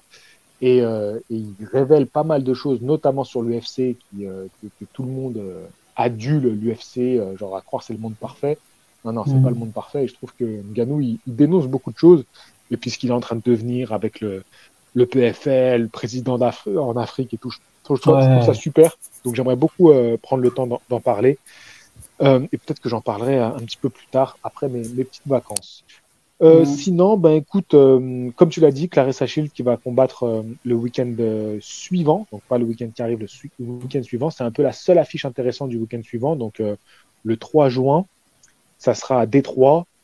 Tu connais un peu son adversaire ou pas du tout? Non, pas du tout. En plus, son D'accord. adversaire, il a changé parce qu'elle devait boxer faire une revanche. J'ai oublié le nom de son adversaire de base, mais je crois qu'elle a été testée positive, quelque chose comme ça. D'accord. Et ensuite, son adversaire, il a changé. Mais du coup, non, je connais pas du tout son adversaire. Ok, ok, ok. Bon, Clarissa Shield, t'aimes bien? C'est une de tes boxeuses préférées ou dans le top actuel? Ouais, c'est ma boxeuse préférée, Tu la mettrais numéro un? Ok.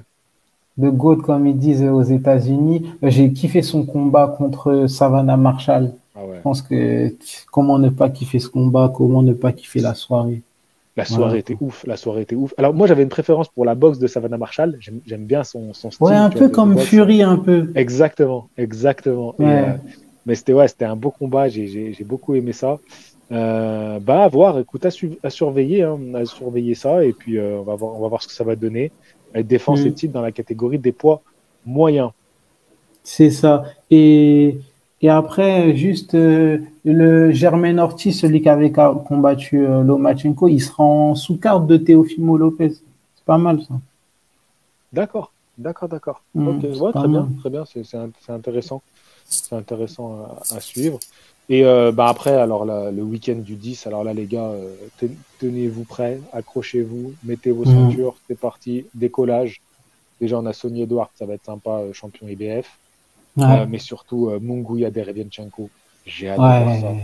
Taylor Lopez, oh là là, les gars, moi, je suis comme un fou. Donc hâte, hâte, hâte. Et ben, je pense, la propagande va commencer dès dimanche 4. Hein. On repart comme d'hab, les vidéos que je fais, voilà, une tous les 2 jours, la vidéo de la propagande qui sortira dimanche 4. Et après, je ferai point fort, point faible de chaque boxeur. Alors, je vais me concentrer sur Josh Taylor contre Teofimo Lopez, mais je parlerai un petit peu de Munguia Derevianchenko. Mais on a un petit peu de temps, c'est pas tout de suite. On a été très long.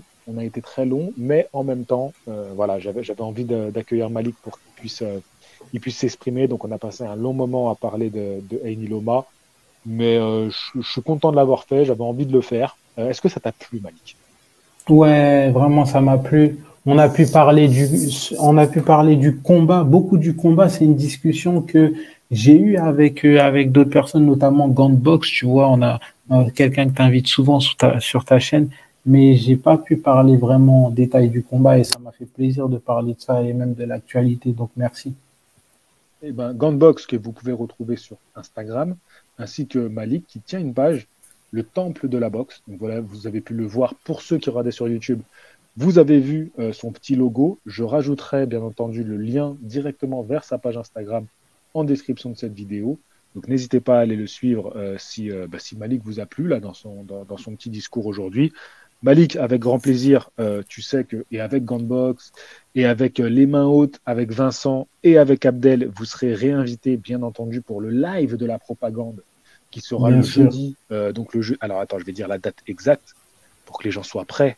Le jeudi 8, voilà, le jeudi 8, donc juste avant ce combat qu'on sera impatient de voir. Donc je vous attends, je vous attends. Alors peut-être qu'il y aura un petit peu moins de hype, d'audience autour de ce combat-là, mais je sens on va discuter de cette affiche, ça va être très très très sympa, donc hâte de te retrouver à ce moment-là. Ouais, totalement. Ça va être vraiment sympa. Ça va être intéressant de discuter de ça. Je remercie aussi à tous les membres qui étaient présents dans le chat. Je remercie tous les membres d'être tout simplement membres de Box Attitude. Ça me soutient énormément. Donc merci à vous tous. Et puis bah, on se donne rendez-vous très très bientôt. Merci Malik, merci tout le monde. Je vous dis à la prochaine. Fighting! Allez, salut.